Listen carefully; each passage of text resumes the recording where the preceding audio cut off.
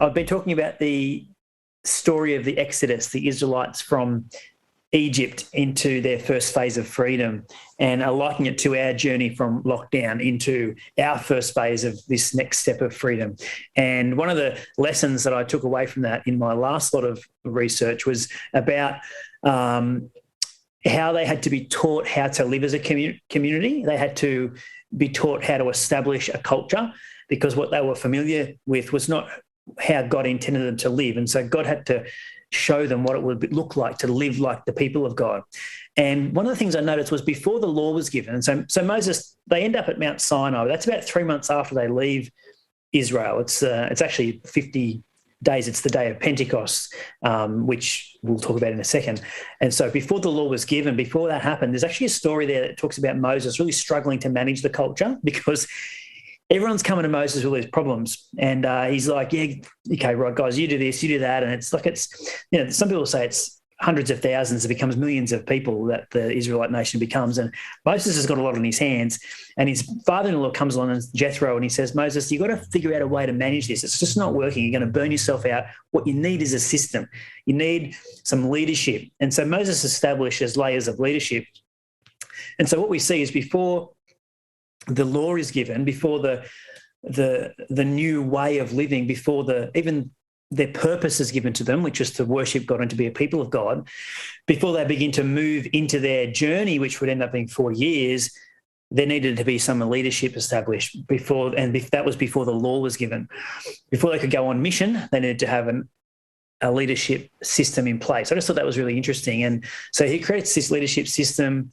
And then the same is true for the second Pentecost. And so in the book of Acts, we see when the Holy Spirit falls, which is actually the new law or the new grace that we receive, the empowerment to live the Christ-like life, which is what the law was for the first Israelites. It was the law that was the empowerment to live a life that honoured God. And now we have the Holy Spirit, which is today's empowerment to live a life that honours God. So that new law had to come, but it had to come after the leadership was established. And we read in the book of Acts, there was 120, which is like the picture of the 12 tribes, like the Israelites had gathered together when they received the law. So it's not the 12 tribes, but it's the 120 disciples or followers of Jesus. They had to be gathered together, and there had to be that system in place before the law was given. So there has to be leadership. And as we emerge from lockdown, it's important that we establish or re-establish leadership and culture and understand who we are and the way we do things around here before we start moving on mission. So before we start going off and doing the things that we know that we're called to do, which is what we're going to do, we're going to be the church, we're going to be on mission, we're going to keep moving forward. Let's just press pause and have a bit of a Pentecost moment or a law-giving moment or a leadership moment and remember how we do things around here. What is the culture that God's trying to establish and build in the life of the church? And so that's the question I want to answer briefly this afternoon is how do we create a clear and compelling, ubiquitous, in other words, all-filling or complete or down layers deep, ubiquitous kingdom culture in a post-lockdown church? How do we do it? Well, some of these things haven't changed. One thing I want to encourage you guys with, because you carry the culture, you're the leaders, you're the ones who are leaning in, you're the ones who are saying, yeah, I want to be a part of this and I want to lead this thing. So the first thing I want to encourage you with to answer this question, how do you as a leader create and cast clear, compelling kingdom culture in our post-lockdown church, is you can only lead to the level of permission. So some people are going to give you permission to lead them in a post-lockdown church, others aren't. And so what I'm saying is you can only lead people to the level of the permission they give you to lead them. So don't try and fight for something that's not yours to fight for. Don't try and take something that's not yours to take. You lead and you watch. The ones who give permission are the ones who you'll be able to lead well. So lead only to the level of your permission and don't overreach. You shouldn't try and lead others who don't want to be a part of the culture that God's called our church to live out in this season. So lead to the level of permission. And secondly, lead the lean in first. So there are people who are going to be like all in, leaning into what's happening. They want to be a part of where Beyond Church is going. And when it comes to your output, your energy and leadership output, again, focus on those people who are leaning into your voice, your leadership, your influence. Don't be too concerned about trying to win everyone over to do all the things that you know is going to be good for them and for the church. The method and model that Jesus models, and we see it right throughout the narrative of the Bible, is we lead those who are leaning in first. Whether it's the 12, whether it's the 40, whether it's the 120, we lead the lean in first. Thirdly, lead with strength, because strong leadership brings clarity.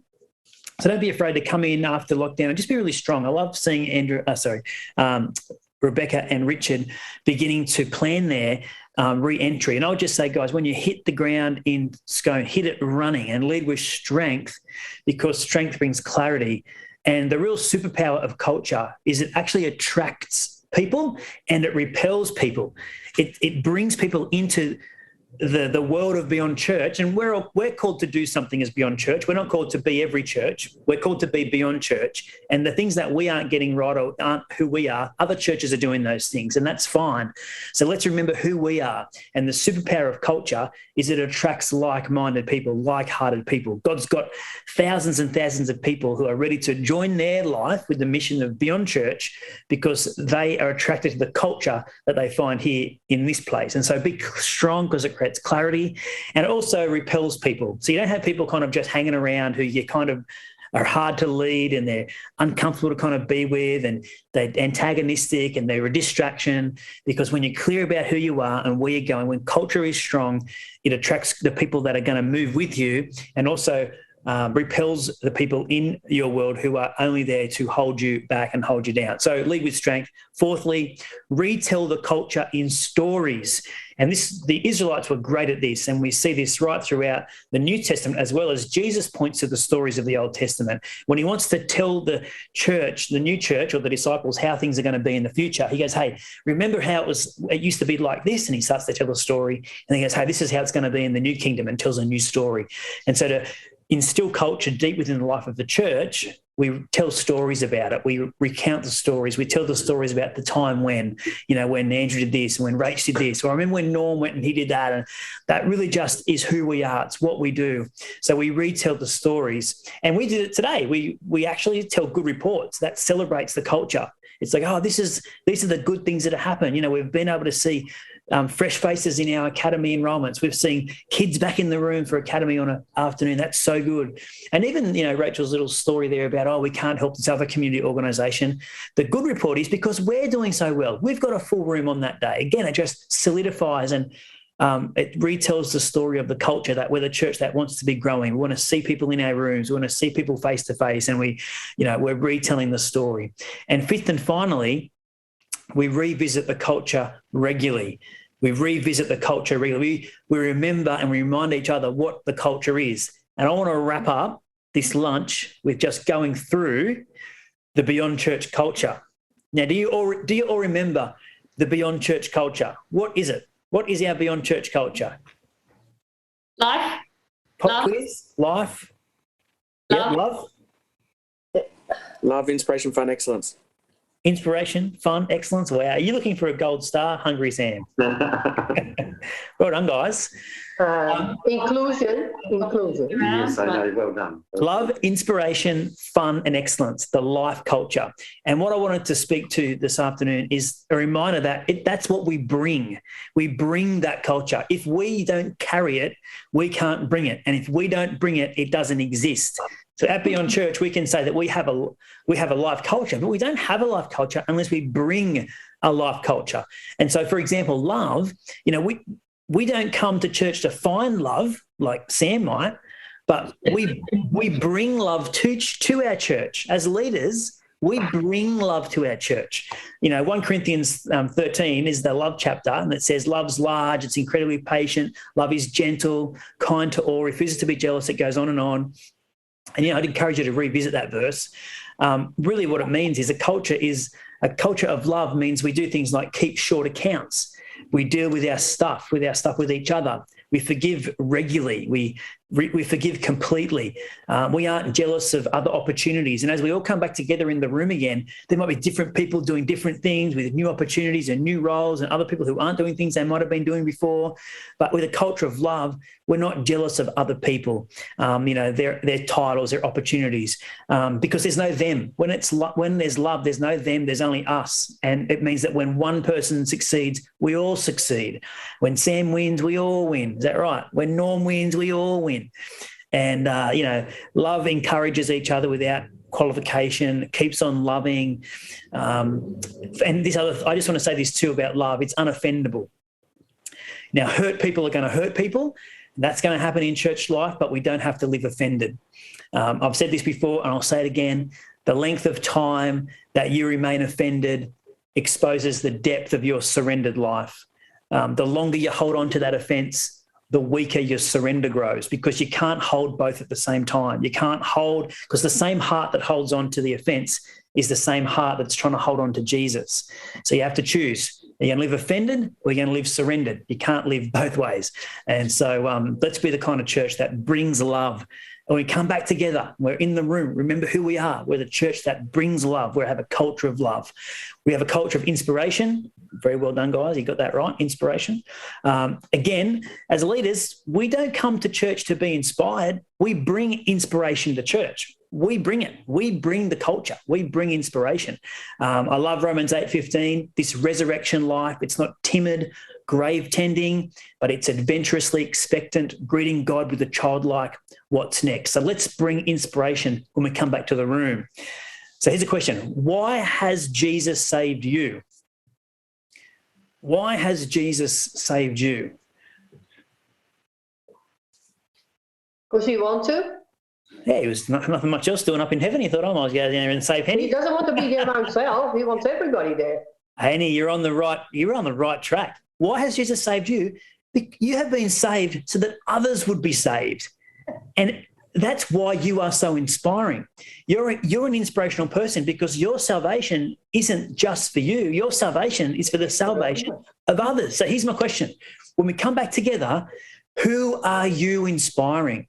Who are you inspiring? When you bring inspiration, who is it in your world that you are inspiring? The person who comes in. We're on a weekly call with Michael Murphy. So many of you know who he is. He's a church leadership consultant. And he would say this. He says that if you're not discipling someone, you're not a disciple, because disciples, by definition, are disciplers.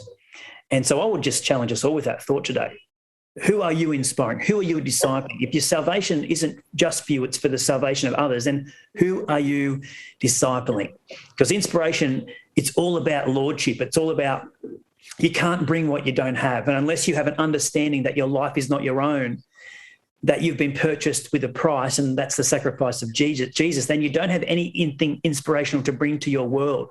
Because this resurrection life, Romans chapter 8, verse 15, this resurrection life, it's not timid, it's not grave tending, but it's expectant. It's full of inspiration. Because when we understand that we've got a surrendered life, it's inspirational. It's what inspires me. When I look across our church in this lockdown season, I've seen so many inspirational people, because they've given up their preferences, they've given up their time, they've sacrificed their time, they've shared their gifts, they've continued to make financial contributions to the work of the local church, because they understand what matters most, and they're willing to lay their lives down for the thing that is the higher order thing, which is the movement of the message of Jesus, the forward progression of the local church. And that's inspirational. And it doesn't just inspire me, it inspires others. Nothing is more inspirational in a movie when you're watching it than the protagonist, the hero, who gives up his own life to save the world, right?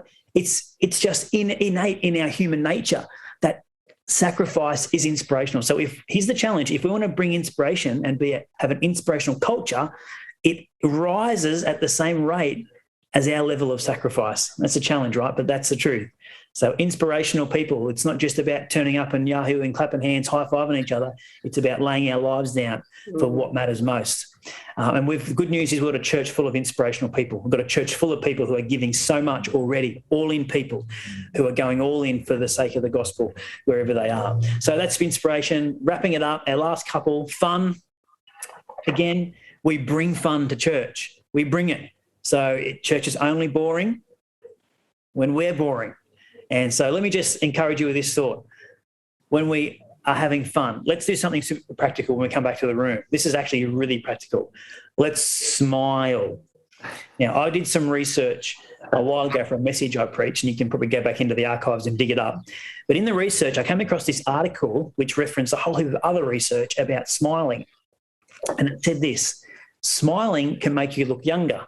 Is that Rich? Need that one. Smiling can make you look thinner. This is factual. Now I'm on board. This is actually evidence-based. I've got the link. I'm going to post this link. When I post this video for everyone to watch back again later, I'll put the link in. You can read, you can double fact check me on this. Smiling elevates your mood and creates a sense of well-being. Number 4, smiling induces more pleasure in the brain than eating chocolate. Ooh. Come on. If you're on a diet and you can't have chocolate, just sit down and smile. Number 5, even a forced smile can lead to a mood boost. Come on, don't tell me you just don't feel like it. Too bad. Smile. We bring the culture. We don't wait for it to turn up on our doorstep. Smile. Forced smiles even bring a mood boost. Number 6, smiles can predict fulfillment in marriage. This was interesting. You have to go back and have a look at that research. The more you smile, the healthier marriage will be. Number 7, smiling makes you seem courteous, likable, and competent, even if you aren't.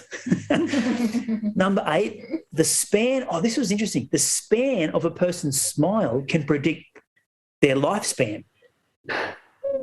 So big smiles, big lives. I will be very old. How true is that? I don't know, but apparently it's evidence-based. Yeah. And the final one, number 9, and this is the most important one, I'm going to wrap up with this: smiling is contagious. Yes, it is. Smiling is contagious. So if we want to bring fun to the lives of our churches, then we can just bring a smile, because smiling is contagious. And we want people to catch what we have, because what we have is Jesus. So come on, a smile can actually bring a significant cultural shift into the room. So when we get back into those physical rooms, we're the culture carriers. Let's bring fun into the environments that we're in. And finally, excellence. Galatians 6 verse 4 says, let everyone be devoted to fulfill the work God has given them to do with excellence. And their joy will be in doing what's right and being themselves, and not in being affirmed by others. Now, I love this. I love that verse because it says that they'll find their joy in doing what's right and by being themselves. In other words, being excellent doesn't mean you have to forego your own identity. You don't have to copy someone else to be excellent. Excellent isn't about perfection. It's not about being the best, but it's about doing the best with what you have. And you all have the capacity to bring excellence into the room that you're in, whether it's in Toronto, whether it's here in our Cessnock location, whether it's in the Scone rented hall.